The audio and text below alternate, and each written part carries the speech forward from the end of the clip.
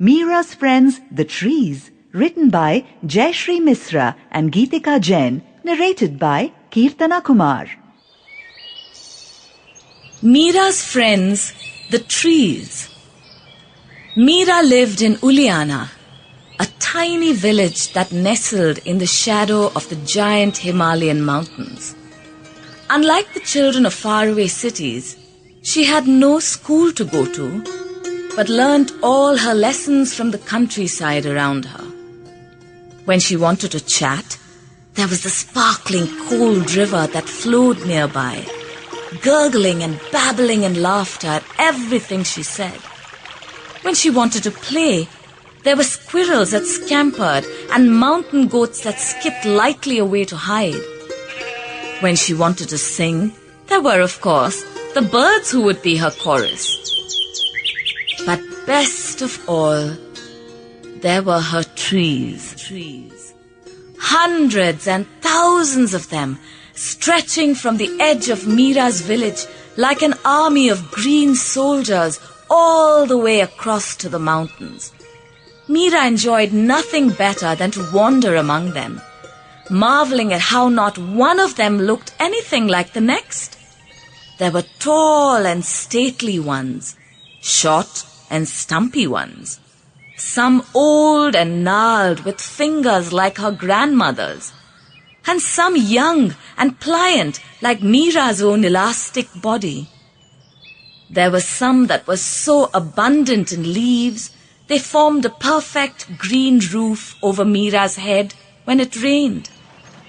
There were others that allowed the sun to come peeping through, dropping little golden dots onto the ground that danced away if Meera tried to catch them. The trees were like a family, really, each with its own looks and characteristics, and, like the women of the village, liked nothing better than to whisper and murmur to each other all day. Meera knew, though, that they did much more than whisper to each other all day. Her father had told her that most people like trees for their fruit or their shade. What many people did not realize, however, was that all the time that the trees were making their flowers and fruit, their unseen roots were working hard too, keeping the soil together whenever the river flooded, preventing landslides from sweeping Meera's village away. Meera so loved her trees, she even had names for all those in the copse near her house. There was Nani Tree, who was the old gnarled one with a giant curved lap into which Meera fitted perfectly. There was Balu Tree, who was big and black and who, if you rounded a corner without concentrating, could be mistaken for being a grizzly bear.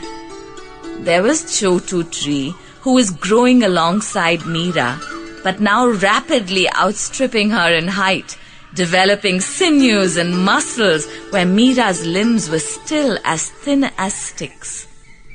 Perhaps the queen of all trees was Devi Tree, the one the village folk had worshipped for centuries, believing that good spirits lived among her branches somewhere. She was the only tree that Meera had never climbed, but only because she didn't like to bother the good spirits by clambering all over their home. But one evening, Meera returned home to very bad news. She and her mother had just finished worshipping at the Devi Tree and were putting down the bundle of twigs they had collected for firewood when her father called them indoors. "Terrible news," he cried. "Those men from the city came again today. They wouldn't tell us anything, even though we did our best to find out. But I'm sure of it, from the way they looked at their trees and how pleased they seemed. I heard them say the word teak. Yes, it's our trees they want." Meera felt a cold hand grip and squeeze her heart. She looked at her mother and asked, "What does that mean? Will they take our trees away?" Her mother's expression told Sample complete. Ready to continue?